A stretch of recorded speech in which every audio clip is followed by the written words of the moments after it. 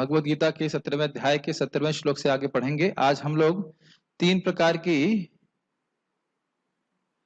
तपस्याओं के बारे में कल हमने 3 प्रकार की तपस्या पढ़ी थी, मन से, वाणी से और शरीर से। तो वह अब हम सुनेंगे कि सात्विक, राजसिक और तामसिक तपस्या क्या होती है।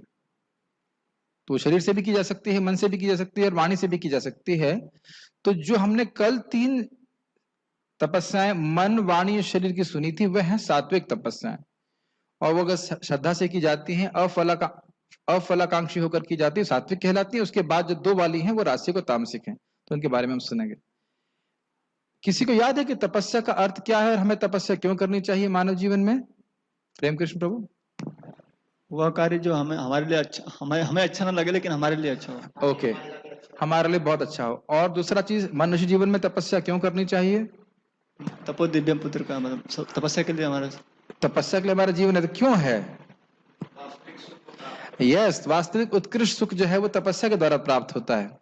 कल एक प्रश्न आया था कि किसी माता जी के पति उसको गाली देते हैं, तो उन्होंने कहा कि वह भी उनको गाली दे देती हैं, तो क्या ये सही है? ये सही नहीं है। पत्नी को कभी भी पति को गाली नहीं देना चाहिए। देखिए, पति को भी कभी गाली देना नहीं चाहिए, लेकिन वो अपने धर्म का पालन नहीं कर रहा, अलग बात है, लेकिन हमें अपना धर्म नहीं छोड़ना है। समझ रहे ना मेरी बात? इस संबंध में मुझे याद आ रहा है कि भगवान बुद्ध को एक बार एक व्यक्ति गाली दे रहा था, खूब जबरदस्त तरह से गाली दे रहा था। तो दूसरा व्यक्ति बोला, ये आपको गाली दे रहे हैं, आपको कुछ बुरा नहीं लग रहा है? तो कह रहे वो दे रहा है लेकिन मैं ले नहीं रहा हूं। मुझे बहुत अच्छा उत्तर लगा। गाली देने से मान लो कि तुम गधे हो, तो दो बातें होती हैं। हम अगर गधे हैं तो गधा किसी ने हमको बोल दिया तो क्या दिक्कत है, और अगर हम नहीं हैं तो बोल दिया तो क्या दिक्कत है? बताइए। अगर हम मूर्ख नहीं है, कोई हमको मूर्ख बोल रहा है तो कोई दिक्कत नहीं है, और हम अगर गधे मूर्ख हैं और मूर्ख बोल रहा है तो क्या दिक्कत है? और उसके बोल देने से हो जाता है। हाँ, लेकिन इससे मैं पॉजिटिव पॉइंट जो बता रहा हूँ, वो सीखता हूँ, ये है कि किसी को गाली देते हैं, जब तक वह सुनता नहीं है उसके हृदय में कोई प्रभाव नहीं बनता, और जब हृदय से सुन लेता है, कान से सुन लेता है, तो हृदय में प्रभाव जरूर आता है। उसी प्रकार से भगवान का नाम जब हम सुनते हैं तो हमारे हृदय में भाव उत्पन्न भगवान के लिए हो ही जाता है। तो ये बातें सोचने वाली हैं, थोड़ा विचार करने वाली। अपने धर्म को व्यक्ति को नहीं छोड़ना चाहिए, ठीक है? और इसी को महाप्रभु कहे हैं अमानी न मान देना, मतलब जो व्यक्ति आपको मान नहीं दे रहा है उसको भी सम्मान देना, तब हम नाम में रुचि उत्पन्न कर सकते हैं। तो मान लीजिए कोई हमसे खराब बर्ताव कर रहा है, तो भगवान उसके द्वारा हमें अभ्यास करा रहे हैं अमानी न मान देना होने का। ये बात समझ में आ रही है?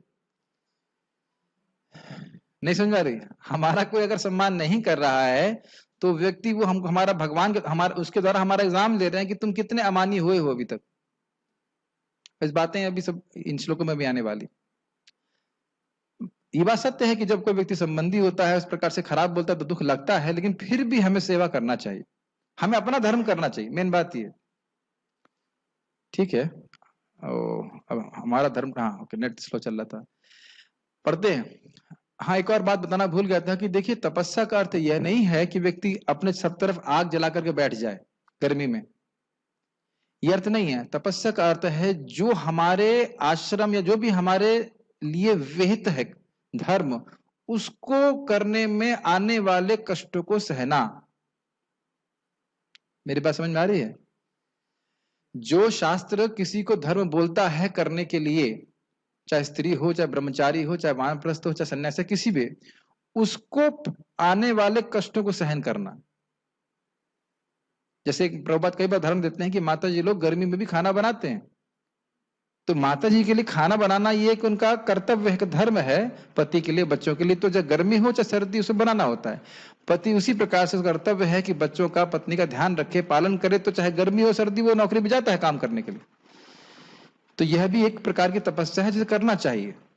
और भी ब्रह्मचारियों के लिए है तपस्या, वो सब करने चाहिए। हम लोग लिए तो स्पेशली इसे मंगल आरती जाना है, जब करना है, उसमें हम ये नहीं कह सकते हमको अच्छा लग रहा है या हमारा नहीं लग रहा है, उससे फिर हमारा कल्याण नहीं हो सकता है। ओके, अच्छा चलिए हम आगे बढ़ते हैं, मेरे पीछे बोलिए। श्रद्धया परया तप्तम, श्रद्धया परया तप्तम, तपस्तस्त्रिविधम नरैः, तपस्त्रिविधं नरैः, अफलकांक्षिभिर्युक्तैः, अफलकांक्षिभिर्युक्तैः, सात्विकं परिचक्षते, सात्विकं परिचक्षते। श्रद्धया परया, परया श्रद्धा से, मतलब कि दिव्य, जैसे प्रभुपाद बोलते हैं ना, दिव्य श्रद्धा से युक्त होकर के तपतम, कोई व्यक्ति तपस्या करता है, तप्तम तप्त तपस तत् त्रिविधम नरय। जो 3 प्रकार की तपस्याओं का वर्णन भगवान ने अब तक किया, वाणी का, मन से और शरीर से। शरीर से क्या किया था? गुरु देव द्विज गुरु प्राज्ञ पूजनम शौचम आर्जवम ब्रह्मचर्यम अहिंसा च शारीरम तप उच्यते। देव द्विज गुरु और प्राज्ञ के पूजन करना, आदर करना, शौचम अंतर बाहर से साफ रहना, और क्या बताया था? ब्रह्मचर्य और अहिंसा। ये 5 चीजें बताई थी भगवान ने शरीर की तपस्या।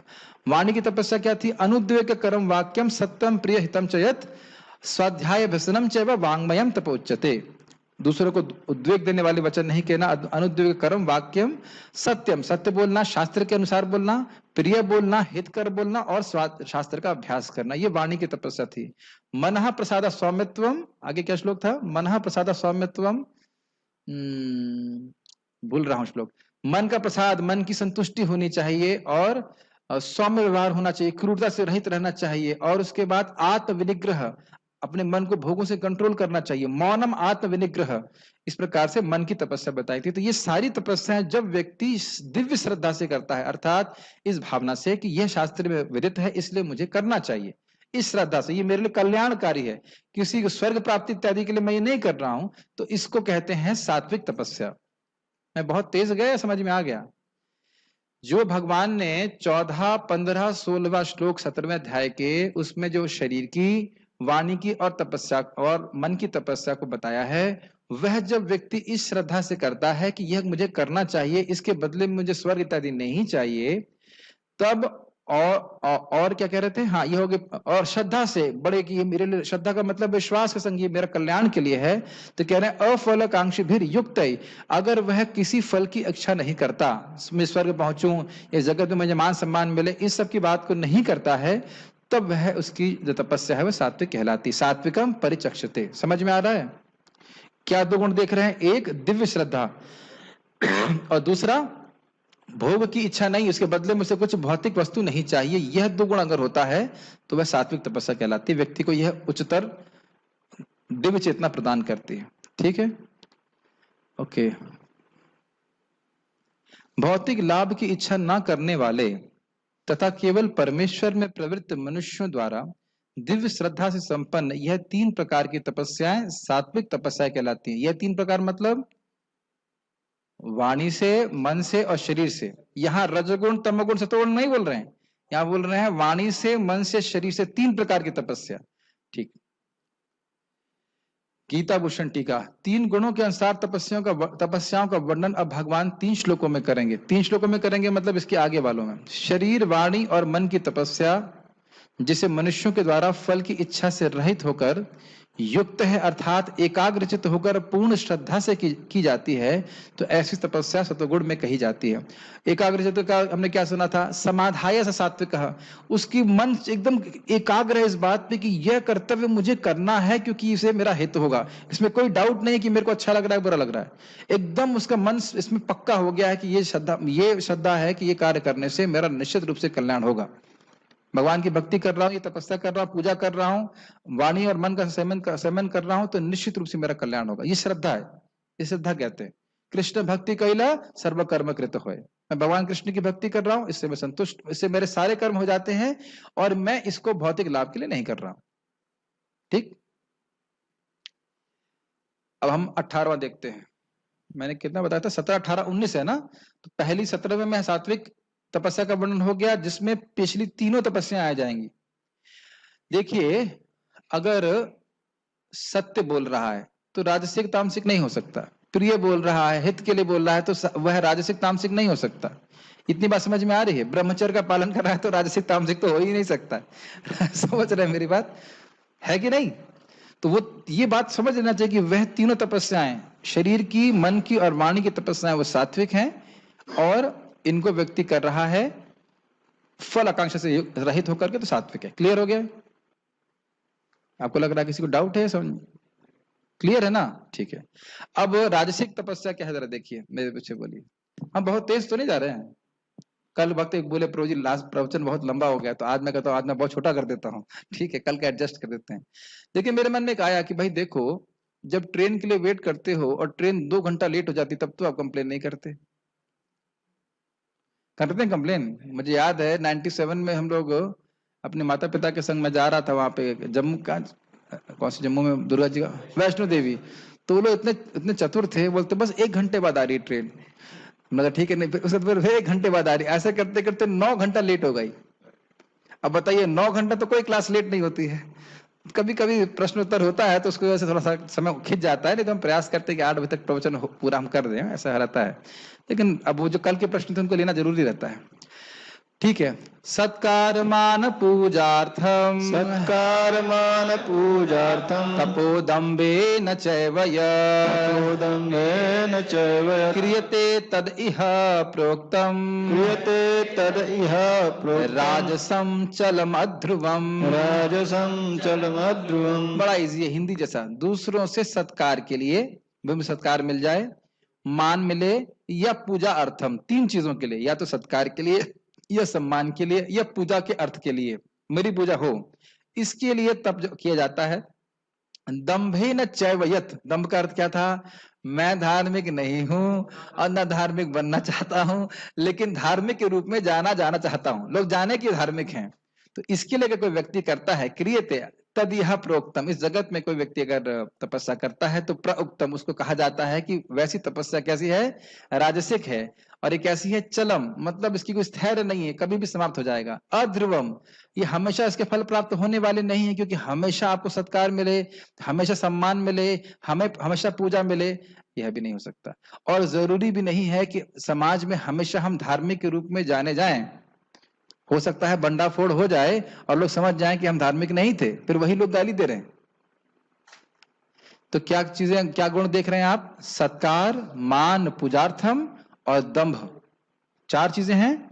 इन 4 चीजों के कारण कोई व्यक्ति अगर तपस्या करता है तो वह राजसिक तपस्या है। ओके, ये बात ध्यान दीजिएगा, ना सिर्फ तपस्या की बात में है बल्कि भक्ति में भी अप्लाई होता है। अगर भक्ति भी हम इन चीजों के लिए कर रहे हैं तो हमारा जो अधिष्ठान है, हमारा हृदय जो है वो राजसिक कहला जाएगा। भक्ति निर्गुण है अपने आप में, लेकिन अगर कोई व्यक्ति इस उद्देश्यों से भक्ति कर रहा है कि उसे जगत में महान बनने का सोचे, भाई जगत में बड़ी प्रतिष्ठा होगी, बहुत बड़ा डिवोटी हूं, तो फिर वैसा भक्त भी राजसिक भक्ति करता हुआ कहा जाएगा। भक्ति राजसिक नहीं है, क्योंकि वो व्यक्ति राजसिक है इसलिए ऐसा कर रहा है। फिर भी उसको भक्ति करनी चाहिए, धीरे धीरे करके शुद्ध हो जाएगा, लेकिन ये कोई सच्चा स्टैंडर्ड नहीं है भक्ति का।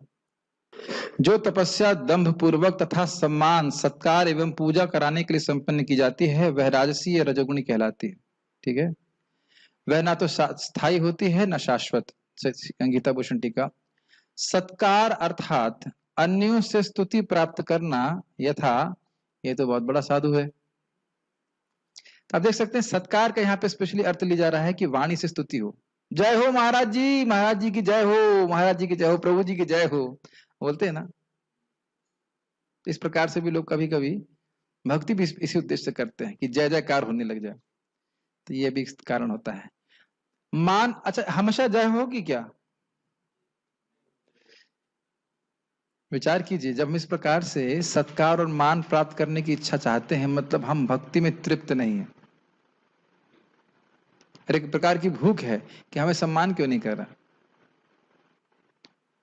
ये एक बहुत बड़ी टेंशन है, हमें सम्मान क्यों नहीं मिल रहा, हमें सम्मान क्यों नहीं मिल रहा। हमारे गुरु महाराज बहुत अच्छा कहते हैं इस संबंध में कि यदि व्यक्ति सम्मान की इच्छा प्राप्त करके ही सुखी होगा तो वह हमेशा सुखी नहीं रह सकता, क्योंकि हर समय हर व्यक्ति उसे सम्मान नहीं देगा। लेकिन यदि वह सम्मान देकर के खुश होता है तो वह किसी भी परिस्थिति में सुखी रह सकता है, क्योंकि हम किसी भी परिस्थिति में किसी को कभी भी सम्मान दे सकते हैं।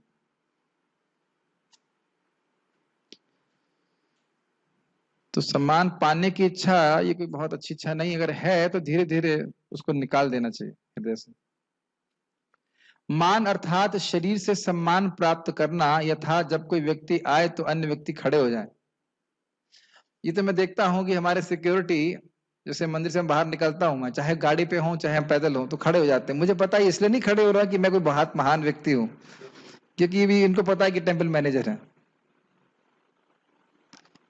हम समझ रहे ना मेरी बात?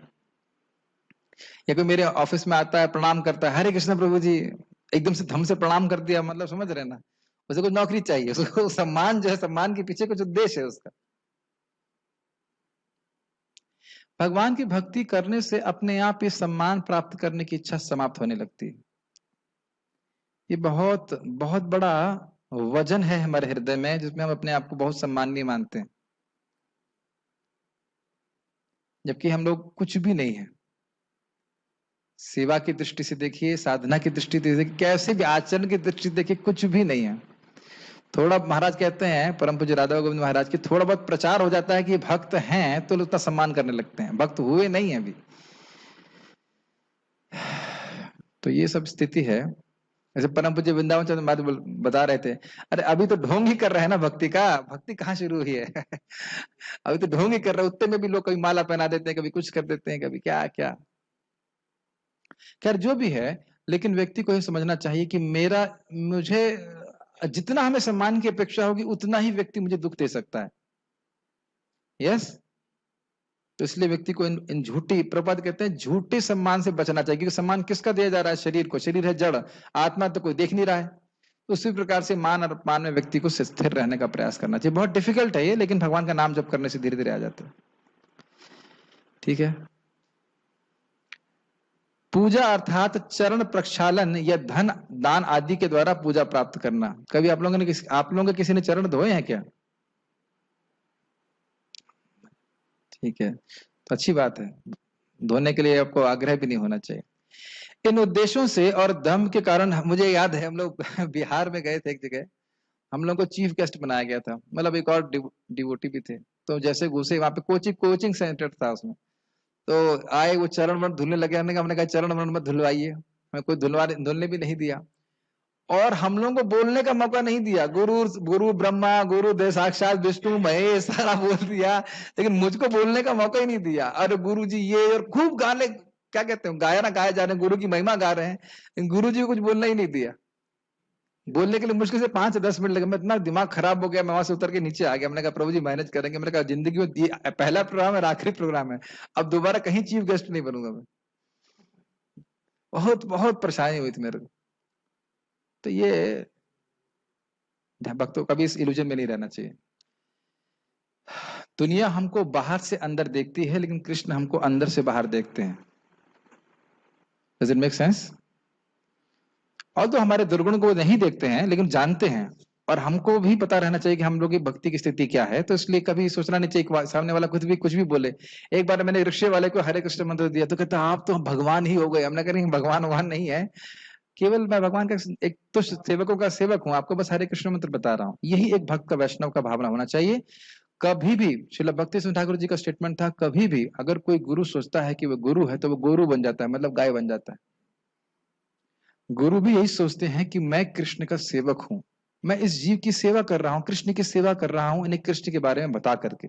यह कभी नहीं सोचता कि मैं इनके जीवन को कंट्रोल करने वाला बन गया हूं। मेरे पास समझ रहे हैं सब बातें, बहुत ध्यान देने वाली बातें होती। एक हमारे गॉड ब्रदर ने हमारे गुरु महाराज से कहा, महाराज I want to be your servant. महाराज से, I want to be your servant, I am your servant. इस प्रकार से महाराज बोले। तो जितना ही हमारी भावना होगी, प्लीज इस बात को थोड़ा ठहर के समझिए, जितना मेरी भावना होगी कि मैं सामने वाले व्यक्ति का सेवक हूं, कैसे मैं उनकी सेवा कर सकता हूं कि वह कृष्ण के और नजदीक आए, आप बहुत प्रसन्न रहेंगे। मैं इसको फिर से रिपीट कर रहा हूं। कई बार हमें कोई बोलता है कि हमारी पत्नी हमसे झगड़ती है, हमारे पति झगड़ते हैं, ये है, या और कहीं किसी संबंध में प्रॉब्लम आ रही है। किसी भी संबंध में प्रॉब्लम आने का एक मूलभूत कारण ये है कि हम अपने आप को सेवक समझना छोड़ दिए, हम अपने आप को कंट्रोलर मानते हैं, इस रजोगुण की वजह से। ये प्लीज ध्यान रखिएगा, मैं फिर से रिपीट कर रहा हूं, ये बात दिमाग में घुसा लीजिए। किसी भी संबंध में, चाहे शादी में आपकी पत्नी हो, बच्चे हो, हम किसी भी, माता हो, पिता हो, दोस्त हो, मित्र हो, हम लोग आत्मा के रूप में मूलतः सेवक हैं, सेवक ही रहेंगे, चाहे सोचते रहें कंट्रोलर। हमेशा ये भावना रहनी चाहिए। और अगर ये भावना रहेगा कि मैं सेवक हूं, मैं उनकी हेल्प कर सकता हूं, मैं सेवा करूं, किस तरह से वो कृष्ण के और करीब आ सकें, तब हम सुखी रहेंगे। एज सून एज ऐसे हम सोचेंगे कि इस व्यक्ति का उपभोग मैं कर लूं, इसको मैं एंजॉय करूं, हमारा संबंध खराब होगा ही होगा ही होगा ही, हम उस व्यक्ति को दुख देंगे ही देंगे ही देंगे। ये बात ध्यान रखना होगा हमको। जो जितना हमारे अंदर भावना रहेगी कि हम सेवक हैं, हम सेवा कर सकें, हेल्प कर सकें, सेवा कर सकें, हम बड़े प्रसन्न रहेंगे, क्योंकि हमारी मूलभूत मूलगत स्थिति है, स्वरूपगत स्थिति है। Does it make sense? Okay. इन उद्देश्यों से और दम्भ के कारण की जाने वाली तपस्या राजसिक कहलाती है। दम्भ का अर्थ आप जानते ही हो, केवल धार्मिक धर्म के स्वांग रचना। यह चलम अर्थात कुछ समय तक ही रहती है, क्योंकि इसमें कर्तव्य बुद्धि नहीं है। अगर सत्कार नहीं मिलेगा, मान नहीं मिलेगा, पूजा नहीं मिलेगा तो तपस्या नहीं करेगा। और अध्रुवम अर्थात इसके सत्कार आदि फल अनिश्चित होते हैं, क्योंकि आवश्यक नहीं है कि ये प्राप्त होंगे ही। समझ में आया? कोई अगर तपस्या कर रहा है तो जरूरी तो नहीं है कि हर व्यक्ति इसको सत्कार करेगा ही। तो इस कारण से ऐसी राजसिक तपस्या को व्यक्ति को नहीं करना चाहिए। तात्पर्य, कभी कभी तपस्या इसलिए की जाती है कि लोग आकर्षित हों तथा उनसे सत्कार, सम्मान तथा पूजा मिल सके। रजोगुणी लोग अपने अधीनस्थों से पूजा करवाते हैं और उनसे चरण धुलवाकर धन चढ़वाते हैं। कभी कभी भक्ति ठाकुर जी बोलते हैं, आमी तो वैष्णव ए बुद्धि जन्मिया, अमानी ना होला आमी। मैं वैष्णव हूं, ऐसी मेरी बुद्धि हो जाती है और इस कारण से मैं अमानी नहीं होता। मैं लोगों से सम्मान प्राप्त करने की इच्छा रखता हूं, क्योंकि मैं सोचता हूं कि मैं तो वैष्णव हो गया हूं। ये हमारी बुद्धि का दोष है जो श्रील भक्ति विनोद ठाकुर जी बता रहे हैं। बहुत सुंदर भजन है, मुझे पूरा भजन याद नहीं, लेकिन ये लाइन जरूर याद है। सुने होंगे आप, आमी तो वैष्णव ए बुद्धि होइला, आमानी ना होइला आमी। अरे पहले ये देखना चाहिए कि नाम में कितनी रुचि आई है, मति भगवान में कितना जा रही है, उससे पहले सोचो कि तुम वैष्णव हुए कि नहीं हुए। कोई गाली दे देता है तो क्या सोचते हैं, क्या लगता है? महाराज जी बता रहे थे कि कोई सन्यासी पे कोई थूक दे और उसके मन में भी शोभ ना हो, तब उसने माया को जीत लिया। ऐसे सहन कर लिया अलग बात है। सुने होंगे आप महाराज जी से, कितना बड़ा टेस्ट है। जैसे मैं एक बार जा रहा था आगरा प्रीचिंग करने के लिए, तो एक व्यक्ति बस से क्रॉस किया और हमारी टवेरा पर उसने थूक दिया, बलगम मलगम जो भी निकाला उसने, पवित्र पदार्थ, और वह हमारे गाड़ी के शीशे के ऊपर गिरा। मैंने कुछ भी रिएक्ट नहीं किया, मैं अपना जब कर रहा था। तो हमारा ड्राइवर गाली दिया, कुछ उसने बोला कि हरे कृष्णा हरे कृष्णा। नहीं, जैसे ड्राइवर बोलते हुए बोला, तो हमने कहा भाई कोई बात नहीं, वाइपर चला लो, साफ हो जाएगा, उसमें क्या है। समझ रहे ना मेरी बात? अब यही बलगम अगर मुंह पे पड़ा होता तब, उसके बाद भी जरूरी नहीं कि आप कुछ कर पाए, वो तो बस वाला तो चला ही जाएगा, है ना। ऐसे मैंने देखा एक बहुत सीनियर प्रभुपाद जी के शिष्य थे और वो इंग्लिश में भागवतम क्लास कर रहे थे, ऊपर से कबूतर ने सबके सामने उनके ऊपर बीट कर दिया था क्लास देते समय, भूरीजन प्रभु।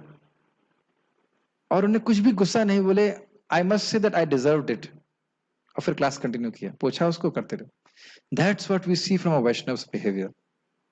कितने सीनियर डिवोटी हैं प्रभुपाद जी, कितने सुंदर प्रवचन करता है, शास्त्रज्ञ हैं, बहुत अच्छे डिवोटी हैं, और पब्लिक में इस प्रकार से हुआ, कोई क्रोध नहीं करता। और काफी मोटा उसने किया था, कहीं कंधे पे किया था, कुछ ऐसा किया था। ये बात मुझे आज भी याद है। तो इस प्रकार से हम देखते हैं कि भक्त लोगों को सम्मान नहीं भी होता है तो भक्त लोग सहन कर लेते हैं। तो इस प्रकार से लोग जो करते हैं वो जरूरी नहीं कि इनको सत्कार प्राप्त हो ही। कहां गए हम लोग? रजोगुणी लोग अपने अधीन, हाँ ये पढ़ लिया था, हाँ पढ़ना है। रजोगुणी लोग अपने अधीनस्थों से पूजा करवाते हैं और उनसे चरण धुलवाकर धन चढ़वाते हैं। तपस्या, जबकि उनके उसके बदले में कोई दिव्य ज्ञान नहीं दे सकते, है ही नहीं उनके पास ज्ञान, देंगे कहां से? तपस्या करने के बहाने ऐसे कृत्रिम आयोजन राजसी माने जाते हैं। मुझे याद है परम पूज्य राधा गोविंद महाराज जी प्रवचन कर रहे थे कृष्ण हॉल में, इट वॉज वेरी स्ट्राइकिंग। एक चीज तो मैंने सुनी है और एक चीज मैंने देखी है। तो लोग महाराज जी के चरण स्पर्श करने का प्रयास करते हैं, तो भक्त ने अनाउंस किया कि देखिए महाराज जी के चरण स्पर्श ना करें, आप दूर से प्रणाम करें। फिर महाराज माइक लेके तो नहीं, प्रणाम करने की जरूरत भी नहीं है, ये महाराज की नम्रता। और ऐसे महाराज जी का मैंने सुना ऐसा, शायद वहां पे हरिद्वार में कथा कर रहे थे, तो उनके एक डिसाइपल महाराज से गुणगान करने लगे, तो महाराज इतना क्रोधित हुए, कहने लगे कि जूता ही मारना है तो पब्लिक में क्यों मार रहे हो, जबकि वो गुणगान कर रहे हैं। ऐसे ही उद्धव जी जब वृंदावन आते हैं और गोपियों का गुणगान करने लगते हैं कि कृष्ण कितना प्रेम है आपके प्रति, तो वो उनको बिल्कुल अच्छा नहीं लगता। तो एक अद्भुत बात है कि वैष्णव को अपना गुणगान बिल्कुल अच्छा नहीं लगता, ये अद्भुत बात है। वो अपने अंदर कोई गुण देखते ही नहीं है, तब वैष्णवता आई, समझ लीजिए। या अगर कोई गुण देख भी रहा है तो ये समझे कि मेरे गुरु महाराज की कृपा से गुण मेरे हृदय में आ रहे हैं, मुझ में नहीं। जैसे श्रीपाद रामानुजाचार्य जी के एक शिष्य थे, उनका नाम था गोविंद, अगर मैं गलत नहीं हूं तो। और उनकी लोग तारीफ करते थे कि आप ये बहुत अच्छा करते हैं, वो बहुत अच्छा करते, कहते हाँ मैं बहुत अच्छा करता हूँ। तो लोगों को बड़ा आश्चर्य हुआ, ये कैसा व्यक्ति है। तो उसने बाद में उनसे पूछा गया, ये ऐसा कैसे आप बर्ताव कर रहे हैं, कोई आपका गुणगान करता है तो आप कैसे स्वीकार कर लेते हैं कि आप बहुत अच्छे हैं, आप बहुत अच्छे हैं? कहते हैं क्योंकि मैं जानता हूं ये मेरा गुणगान नहीं है, मेरे गुरु महाराज का गुणगान है। अच्छा, अब एक बात इंटरेस्टिंग है कि आप ये कह रहे हो कि अपने अधीनस्थों से पूजा करवाते हैं। अब एक मैं कंट्रोवर्शियल बात बोल रहा हूं, प्रभुपाद जी ने अपनी पूजा शुरू करवाई कि नहीं करवाई?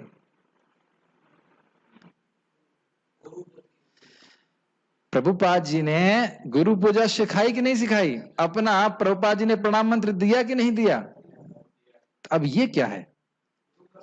क्योंकि ध्यान देना चाहिए, एक वैष्णव, महान वैष्णव हमेशा अपने आप को अपने गुरु का सेवक ही मानते हैं, ध्यान दीजिएगा। लेकिन उनके शिष्य को यह एक मतलब उनके शिष्य जब तक गुरु को प्रणाम नहीं करेगा उसकी प्रगति कैसे होगी? तो वह जो भी सेवा स्वीकार करते हैं श्रील प्रभुपाद, वह अपने गुरु को ट्रांसफर कर देते हैं। जैसे एक भक्त थे, नाम शायद आत्म तत्व प्रभु थे, तो वह प्रभुपाद जी को देखे तो वो बोले कि सब लोग गुरु पूजा गा रहे हैं और प्रभुपाद जी भी गुरु पूजा कर रहे हैं, ये क्या मतलब हुआ?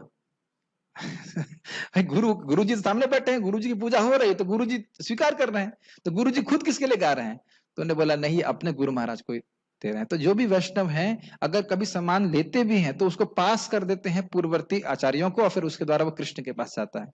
समझ रहे हैं मेरी बात? तो इसलिए बहुत ध्यान देना चाहिए कि हम प्रभुपाद जी को प्रणाम कर रहे हैं, प्रभुपाद जी प्रणाम स्वीकार कर रहे हैं, तो राजसिक बिल्कुल भी नहीं है।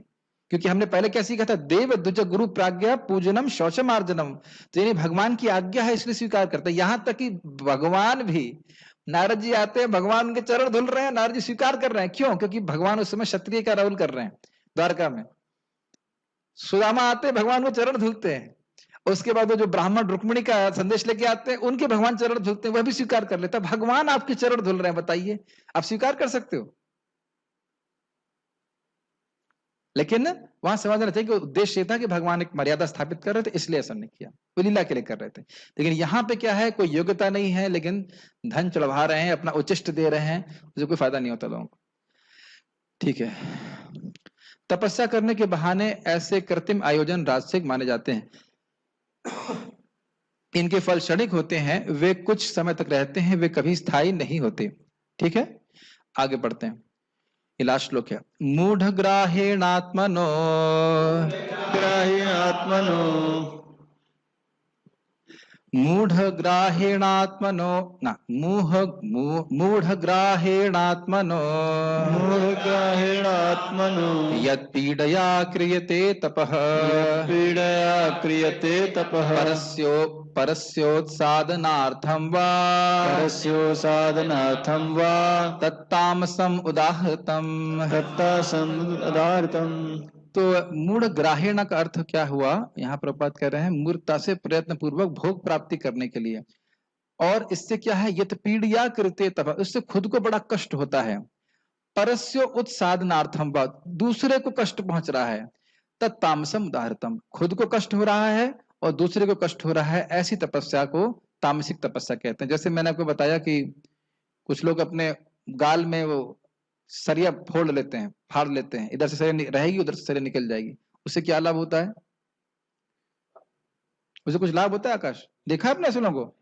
देखा नहीं? बहुत आप नेट पे देख सकते हैं, बहुत लोग इस प्रकार से होते हैं, अपना कुछ कान फड़वा लेंगे, ऐसा करके अजीब, जैसे पेट में, हाँ, कुछ जीभ से कुछ ऐसे फाड़ के रखा लेंगे, हाँ, तलवार पे खड़े होंगे, आग पे चलेंगे। इससे क्या होने वाला है?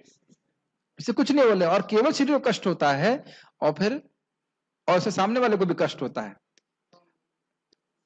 जैसे आप देखिए कि भाई न्यूक्लियर बम बनाने में कितनी तपस्या लगी होगी। प्रभुपाद जी कहते हैं लोग तो ऐसे ही मर रहे हैं, आपने मरने की गति तेज कर दी है कि नहीं? अबे आप मृत्यु को रोक देते तो समझ में आता, लेकिन आपकी तपस्या से हुआ क्या? मृत्यु और तेज हो गई। तो ये सब जो है दूसरे को कष्ट देने के लिए। और जितने भी केमिकल वेपन सब बन रहे हैं वो सब तपस्या के तो परिणाम है, बिना तपस्या के तो कुछ प्राप्त होता नहीं है। तो इससे सब जो है दूसरों को कष्ट देने के लिए है। आगे पढ़ते हैं। मूर्तावश या फिर जैसे आप देखेंगे भी हिरण्यकश्यप जब तपस्या कर रहा था तो इतना धुआं निकल रहा था कि सारे लोग तपने लगे, तो यह भी तपस्या दूसरों को कष्ट देने के लिए है। मूर्तावश आत्म उत्पीड़न के लिए या अन्य को विनष्ट करने या हानि पहुंचाने के लिए जो तपस्या की जाती है वह तामसिक कहलाती है। स्पष्ट है? या तो खुद को कष्ट होगा या दूसरों को कष्ट होगा। जैसे वृकासुर, वृकासुर परफेक्ट एग्जाम्पल, मांस काट काट करके शिव जी को दे रहा है, तो क्या अच्छा लग रहा है? और फिर बाद में क्या सोचा, जिसके सर पे हाथ रखूं वो मर जाए। दूसरों को कष्ट देने के लिए और खुद को कष्ट प्राप्त करने के लिए तपस्या की जाती है, वो तामसिक होती है। गीता भूषण टीका। मूढ़ ग्राहीण अर्थात विवेकहीनता के कारण जो तपस्या केवल भौतिक भोग प्राप्त करने के दुराग्रह से की जाती है। ये समझ में आया? दुराग्रह मतलब बुरा आग्रह, बुरी जिद, चाहिए चाहिए चाहिए, उसके बदले में व्यक्ति खुद भी कष्ट भोगे और इसकी वजह से दूसरों को भी कष्ट दे। ऐसी तपस्या जैसे शरीर और इंद्रियों को कष्ट पहुंचता है, आत्मनः यत् पीड़या, या अन्यों का विनाश करने के लिए जो तपस्या की जाती है परस्य उत्साधन अर्थम, तो ऐसी तपस्या तामसिक कहलाती है। समझ में आ गया?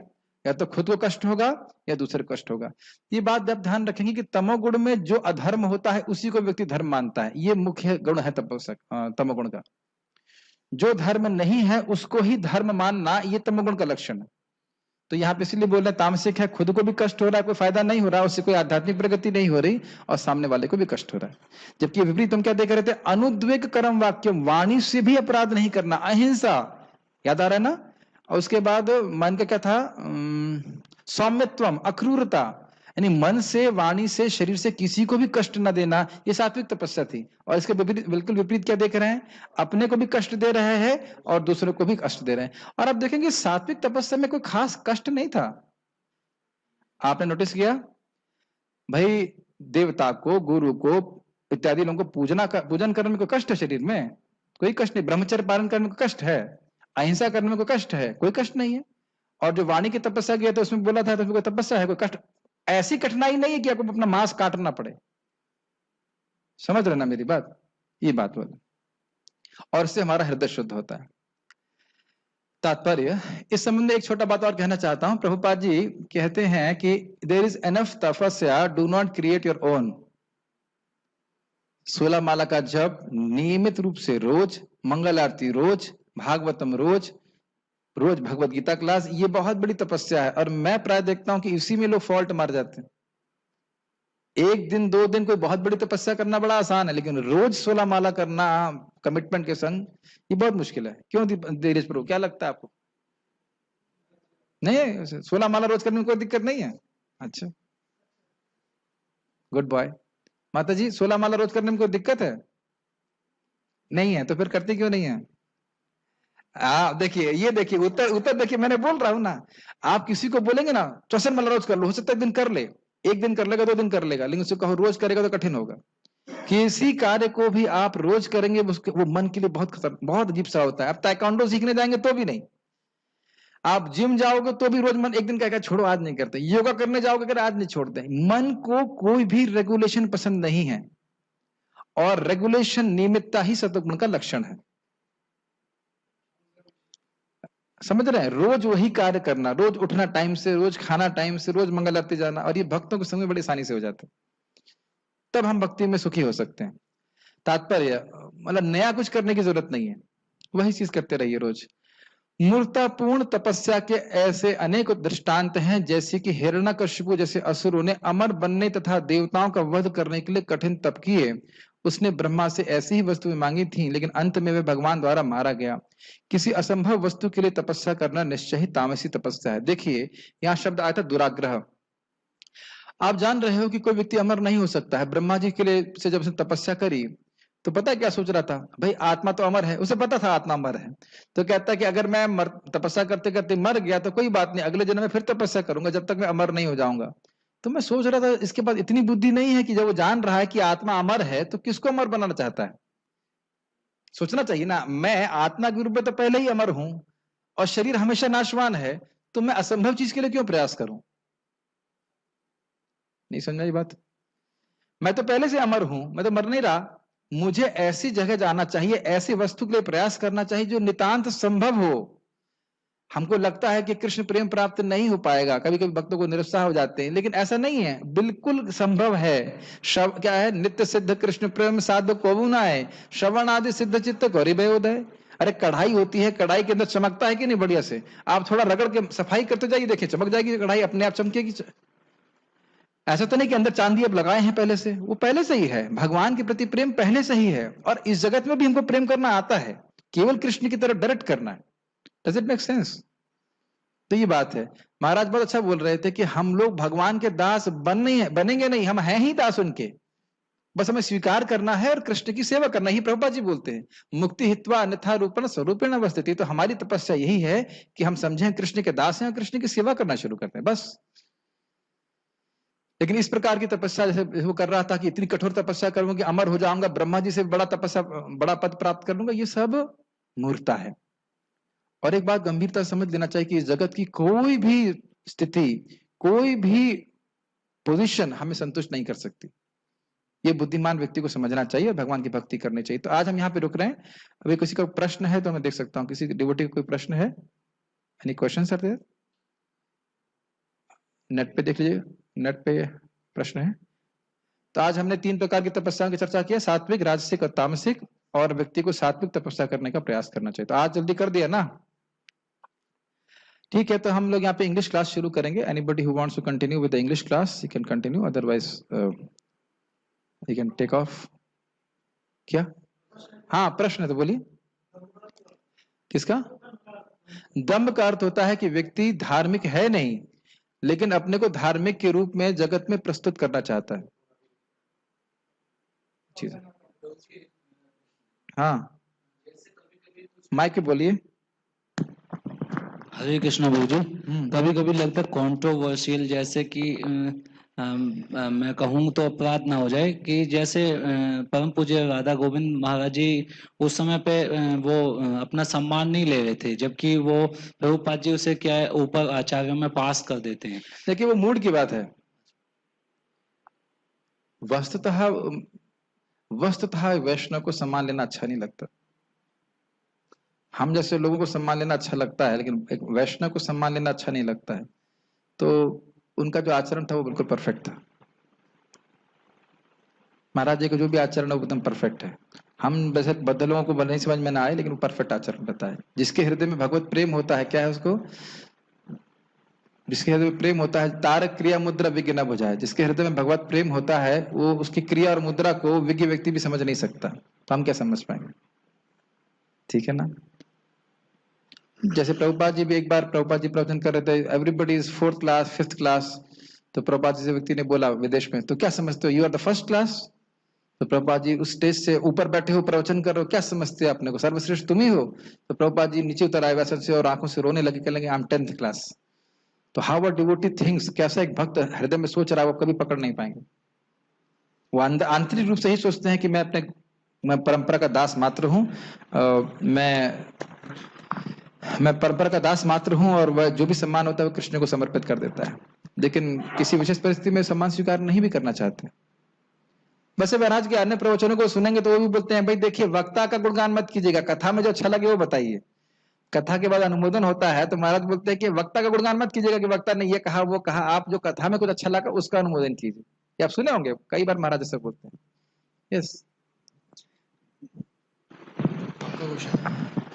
हरे कृष्ण प्रभु जी। हाँ प्रभु जी, आपने कहा कि भक्त लोग जो होते हैं वो सम्मान की इच्छा नहीं करते। यस। मतलब ऐसा वो क्या करते हैं कि वो सम्मान की इच्छा नहीं करते, ऐसा क्या करते हैं? भक्ति करते हैं।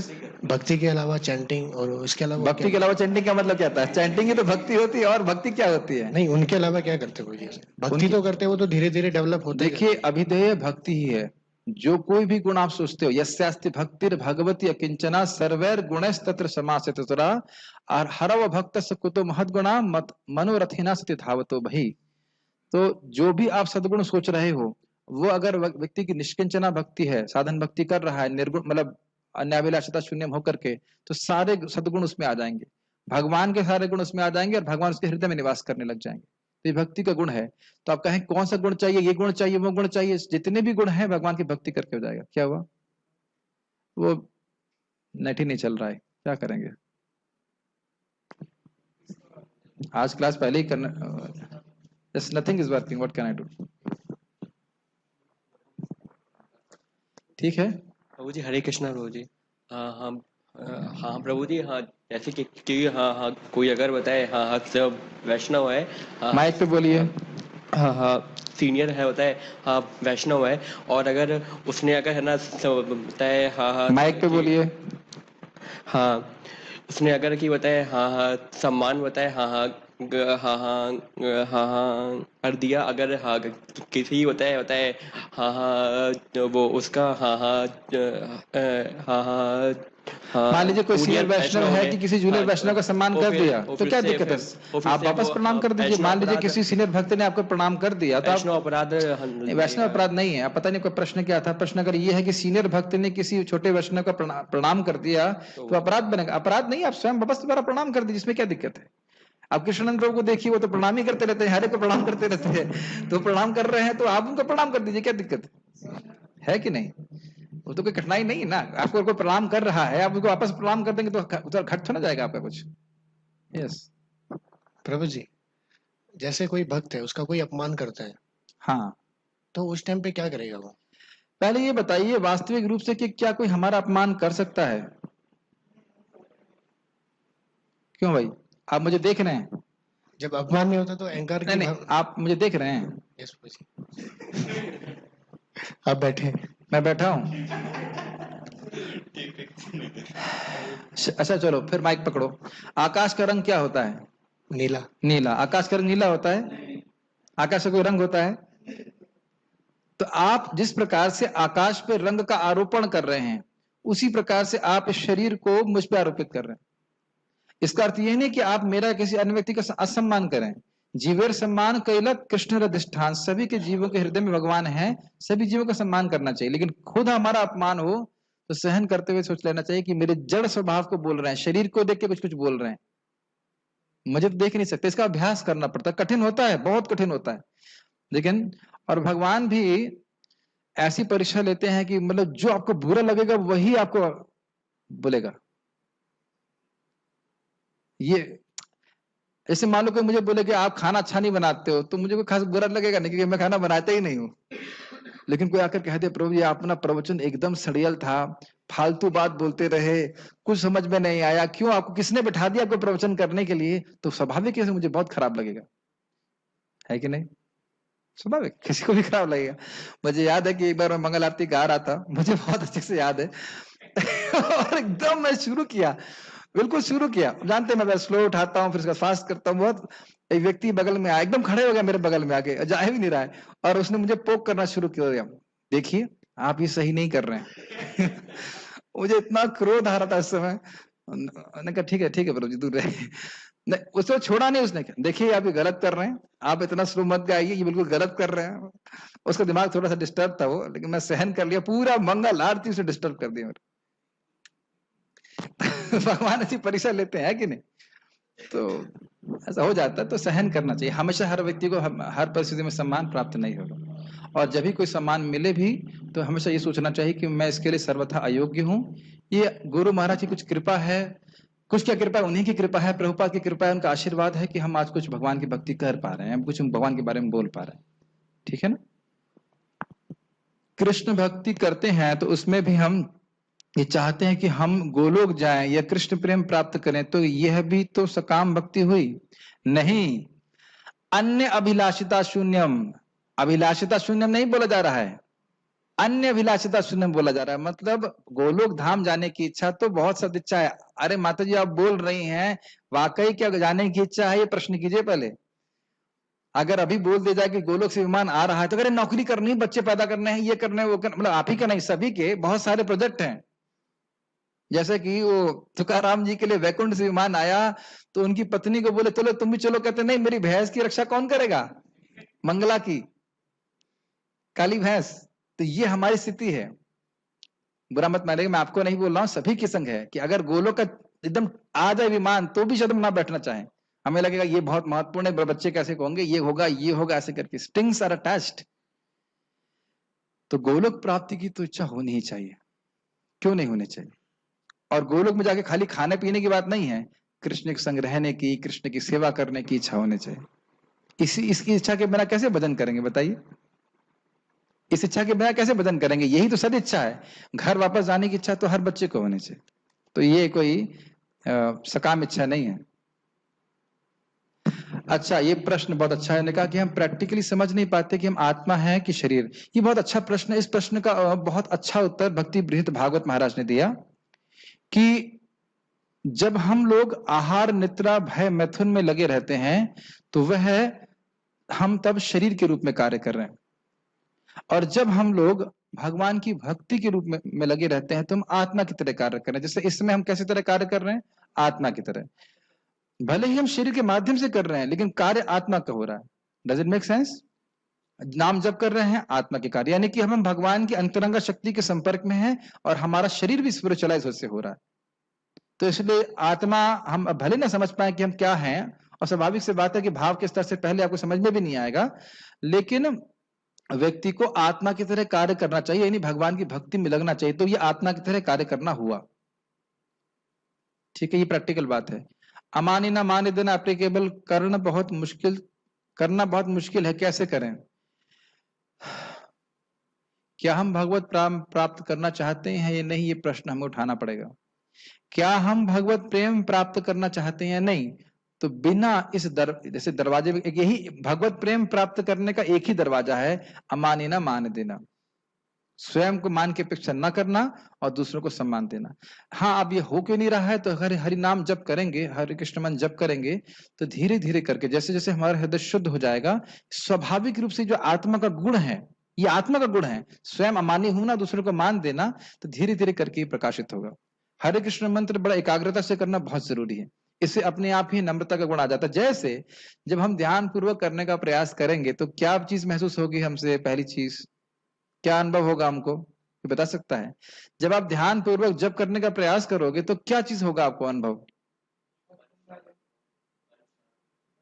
मन शांत होगा और मन भागेगा। पहली चीज हम ये समझेंगे कि हम अपनी शक्ति से अपने मन को केंद्रित नहीं कर सकते। पहली चीज समझ में आएगी। फिर क्या सोचेंगे? हमें कृपा की आवश्यकता है। फिर क्या सोचेंगे? कृपा कहां से मिलेगी, कृपा कहां छुपी है। फिर समझ में आ गई वैष्णवों के चरणों में छुपी है। वैष्णवों की हम सेवा करते हैं, भगवान उससे प्रसन्न होते हैं, फिर हमको नाम में रुचि मिलती है। Does it make sense? फिर हम प्रार्थना करते हैं कि हे श्रीमती राधा रानी आप प्रसन्न होइए, कृष्ण प्रसन्न होइए। कृष्ण कैसे प्रसन्न होंगे? वैष्णवों की सेवा से। Does it make sense? फिर हम अपराध नहीं करेंगे। एक बड़ा अद्भुत बात है कि अटेंटिव चैंटिंग का पहला रिजल्ट ये है कि हम नम्र हो जाएंगे, और दूसरी बात भगवान स्विच ऑन कर देंगे हृदय का। देखो कितनी गंदगी है तुम्हारे हृदय में, ये भी दिखाते हैं। और जो लोग ठीक से नहीं करते उनको बहुत समय लगता है, उनको लगता है हम तो अच्छे डिवोटी, कोई दिक्कत नहीं है। बट जो अच्छे से जब करने का प्रयास करेगा उसको हृदय में भगवान लाइट सबसे पहले ऑन करेंगे। देखो बेटा कितनी गंदगी, सफाई करो। समझ रहे ना मेरी बात? So naturally he will become humble. ये हरे कृष्ण मंत्र ही हमको नम्रता प्रदान करेगा। और कोई प्रश्न है? नेट पे तो होगा नहीं, नेट मैंने स्ट्रीमिंग ऑफ कर दिया था पहले से। भगवान को सीधे प्रणाम क्यों नहीं करते हैं? सीधे का मतलब? क्योंकि प्रोटोकॉल ऐसा शास्त्र का, हमने सुना था ना, यह शास्त्र विधि विस्तृत, शास्त्र की विधि के अनुसार व्यक्ति को करना चाहिए। तो भगवान को बाएं तरफ रख करके पूजा की जाती है, सॉरी प्रणाम किया जाता है। तो ये शास्त्र की विधि है, और क्या कारण है? और कोई कारण तो है नहीं इसका। और कोई प्रश्न है? हो भी नहीं, वो सब नेट डाउन था तो स्ट्रीमिंग मैंने बंद कर दी थी। Okay, so we shall stop here. Srimad Bhagavad Gita ki jai, Srila Prabhupada ki jai. Should we have English class, Karnamit Prabhu? What do you think? We'll have? Okay, we'll have 10-page readings of English Bhagavad Gita class, and then we'll end.